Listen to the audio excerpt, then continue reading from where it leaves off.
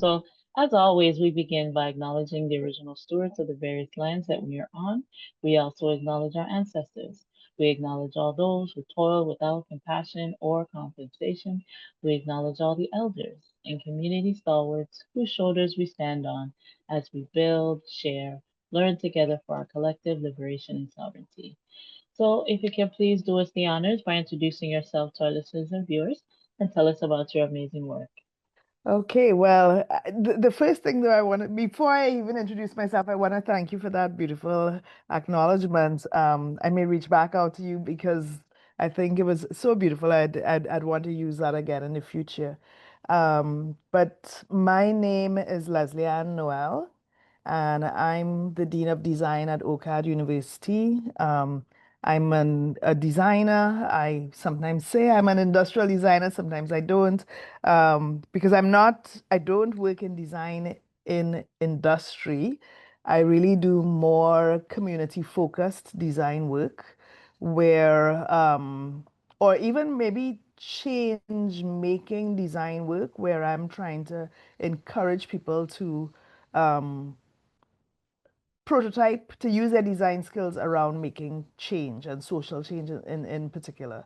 So I've been a designer for about 30 years, but I would say the last 8 years or so, I focused on, let's say, empowerment by design. I never even used that word on another podcast before, but yeah, I'd say that that's what I've been doing. My PhD was about creating empowering design curriculum where I worked with children and asked them to think about changing the world and then designing the things to help change the world.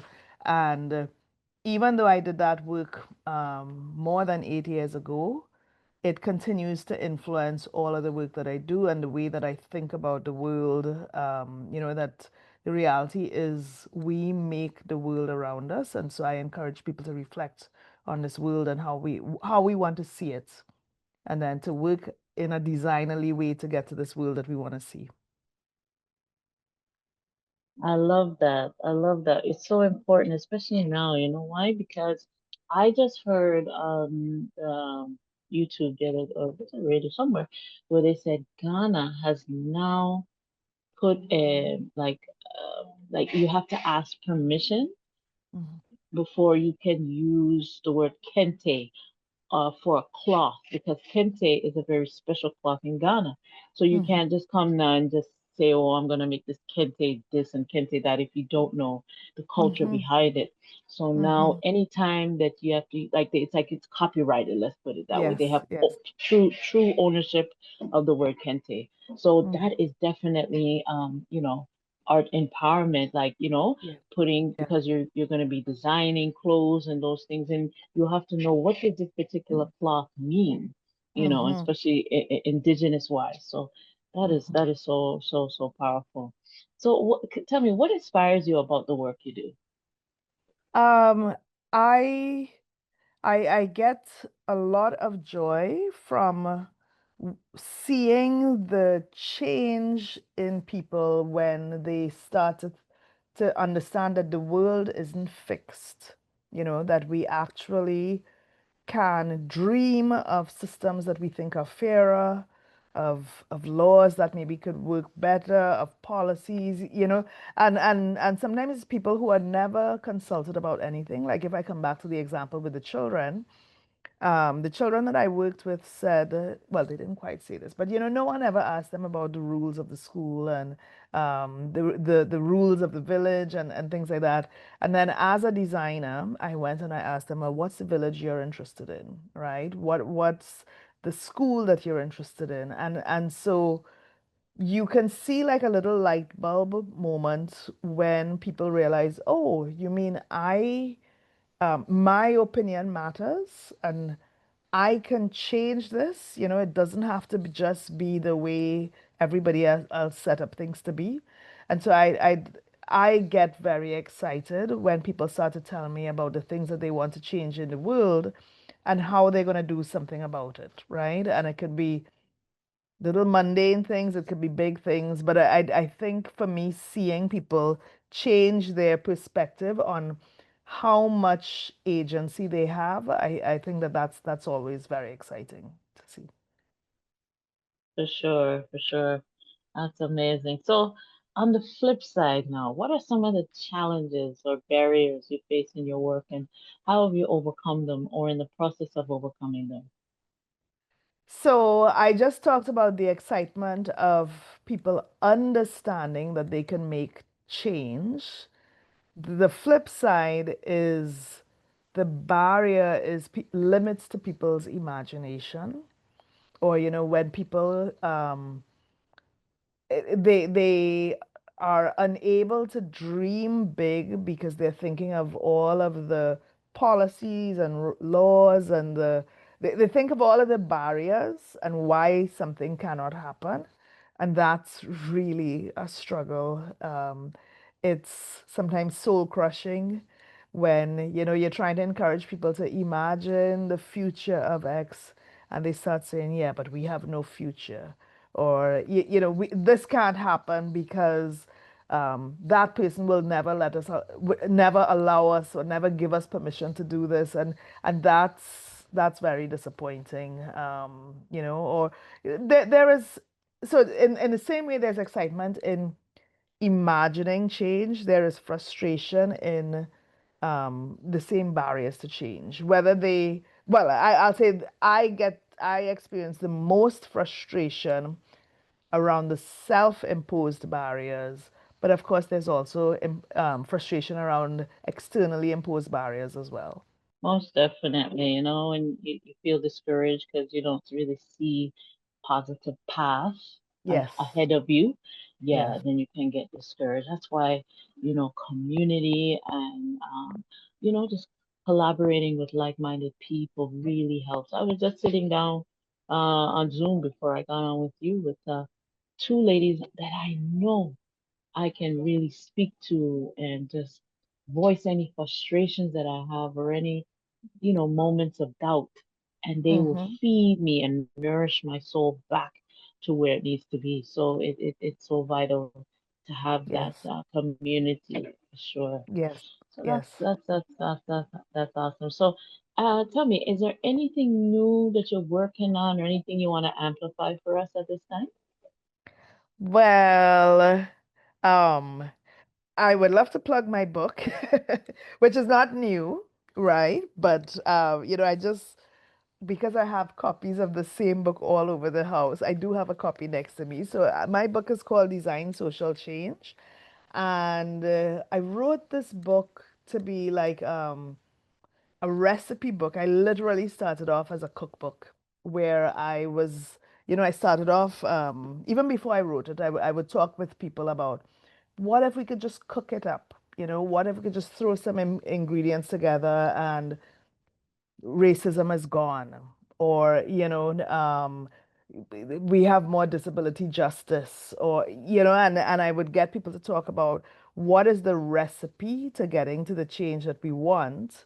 And so the book is the result of many conversations about changing the world, and then me trying to kind of crystallize it, or clarify it into what I call recipes, which are little essays about things that we do, the steps that we take to get to changing the world. So, like the first sets of recipes are around being able to see the world around us, because we can't change the world if we can't see the world around us. So if we can't see the injustice, if we can't see the problems, if we that then we can't make change. So, there are some recipes about starting to understand what's going on around us, understand, where are people being pushed down.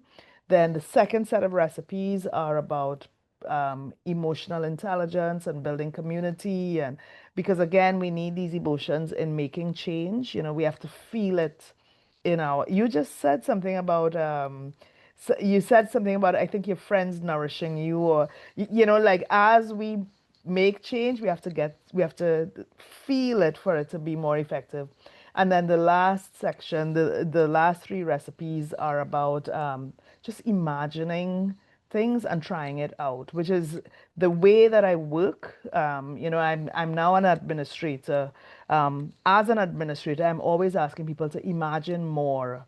You know, don't think that structures are fixed. We imagine new structures and then we try them out, right? And so that's something that I worked on a little. I've been working on it, let's say, for a little while, and it came out a li- kind of recently. And I continue to explore these ideas about changing the world. And I really want to encourage people to, yeah, to experiment with influencing the world around them in big ways or small ways. So yeah, that's something that I'm happy to share with the world. That's awesome. Congrats on your book, and it's so neat, and I love that recipe. Recipe for change. Love it, love Yeah, it. yeah, yes. Very good. This is awesome. So let me ask you, well, how do you feel about the future of like social impact, just in general? Do you see, going positively, or what's your thoughts on that? Well, that's a difficult question because I mean we have so much going on politically in the world today, right? But I think the positive thing that I've seen, at least in my world, which is a world of design, is that I think more and more people are invested in values that lead to social change, right? As I said, I'm a designer. When I studied 30 years ago, we were just interested in pretty things, in making pretty chairs and pretty objects. And today when I go to design schools, almost everybody is interested in some kind of social mission, right? Whether it is um, ending poverty, ending racism, supporting people with disabilities, whether it's climate change, people are driven by values. And I think that that's something that's very exciting today, and very positive about the world of social innovation. That I think that we are in fact in a values-driven time, right? I actually gave a talk a few weeks ago where I said it's like we are in a postmodern era where it's okay to let political conversations in. Now, that said, politically, we do have a little bit of a pushback on some of our social change efforts. And when that happens, because people, that has happened before, and people have asked me before, well, what do you do when it seems like your social change efforts are being crushed? And I think that the one tiny positive thing, I don't even want to say it's a positive thing of this type of oppression, but it's one thing is that I think more people see the injustices in a time like this, and it does mean that the movements can get bigger, right? Um, and we need to form communities around change. And so in this kind of moment, I think our communities can become bigger, which means that eventually we can create more impact. That's right. That's right. We have to have that kind of positive mindset. We have no choice because we have new generations coming in. I have a 3-year-old granddaughter. It's like, what is her future gonna be? What is the world gonna look like when Yeah. she reach my age? Like, and so we have to, doing the work that we do is so vital because the new generation is asking questions, right? The who, what, Yes. when, where, and why. They want to know what baggage, what are you leaving for us that we're gonna Yeah. have to continue and carry on to the next life. So very, very important. Very important. But Very maybe I good. could add that Mm-hmm. we can leave for the younger generations, but a a positive way that we can influence younger generations is for them again to see their own agency, right? And just to say over and over to them, it doesn't have to remain the way it is. You can play a role in changing things, right? So that people start to say, oh, yeah, the world is crappy, but I can do a little thing to to push it in another direction. Exactly. Perfect. Perfect. Awesome. So if I was to ask you, what does success look like to you? What would you say? Oh, there's so many different ways of framing success. Because I think success depends on who you are and where you are, what stage you are in life, right? So, um, success 30 years ago would have been about me. When I was a furniture designer, it might have been my chair being featured in an Italian magazine or something like that. And success has changed over time. Today, my successes might not be so flashy, right? Success might be about being able to, well, I'm closer to retirement, so maybe being able to retire comfortably, being able to go back to my village that I left 30, 40 years ago, thinking that success was outside. And now at the stage that I am in life, I'm realizing that success now means actually being able to pack up and go back. I'm from Trinidad and Tobago, so maybe going back to my little village in Trinidad and Tobago, that's a bigger marker of success today than me being having a chair in a magazine in Italy, or so it depends on people and their priorities. And my priorities right now are in fact about family and culture and people, and so those are the things that I'm looking for now in life. Yeah, me and you on the same wavelength. I've been to Trinidad and Tobago. I love Tobago. Oh my Oh God, yes, it Tobago. is. Yes, yes, Tobago is yes, a dream. Tobago is a yes, literal dream. So I see what you're saying. It's like as the older you get, your needs and wants get smaller. Just the yes, basic, is big. I always say when I went to Ghana and Jamaica, I'm Jamaican background, but same village, and it's like village is the new rich.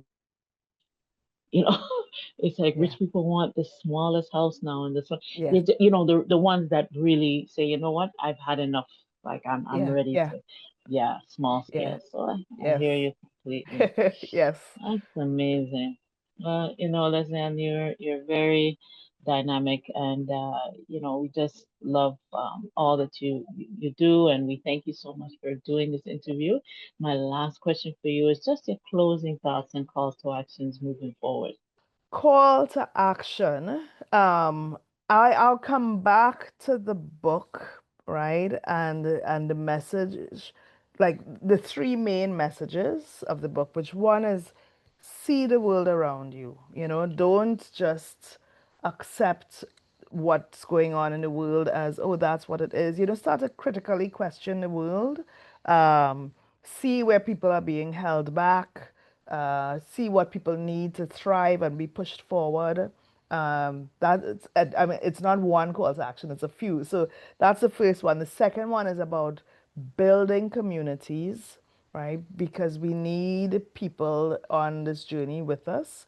So reach out to people, form communities, figure out what is your shared mission with other people. And then the last mission is about dreaming big and trying things out, So don't just keep your ideas to yourself, try something out, tell people about it, get feedback. But so maybe the big call to action is to stay in action, right? And not just passively wait for the world to happen to you. Just actively try things out, talk with people, say, hey, did that work? Did it not work? What did you think? What can we do together? And to just keep moving forward in the work that we're doing to make some social impact. Absolutely, absolutely. Thank you. That was perfect. I love that. So I gotta take that one too. Call to Yes. action is to be in action. Be in action. Exactly. We don't just stop and let the train run over us, but we There have you to be go. in action. Yes. Yeah. That's it. That's Yeah. it.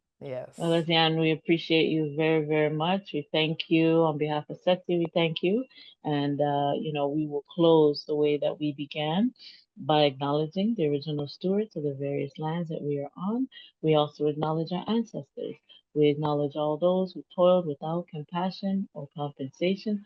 We acknowledge all the elders and community stalwarts whose shoulders we stand on as we build, share, learn together for our collective liberation and sovereignty. I know it's not goodbye, it's a see you later, but again, we thank you so much and you have a wonderful and blessed evening.